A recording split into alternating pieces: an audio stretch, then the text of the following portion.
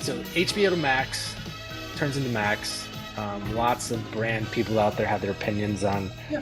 HBO is such a known entity and known for Sopranos and The Wire and all these great content. The jury's out how history's going to look back at this change, but what was kind of the internal things you were hearing, your take on it, the HBO to Max call it rebrand?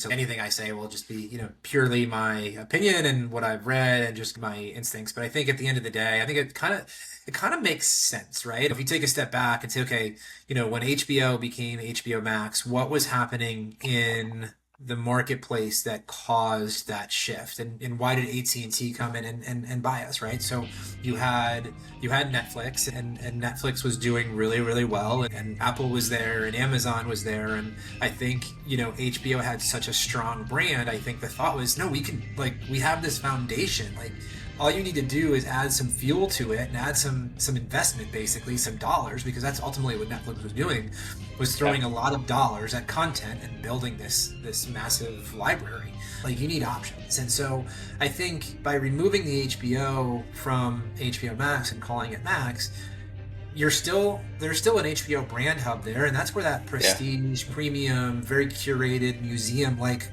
content lives.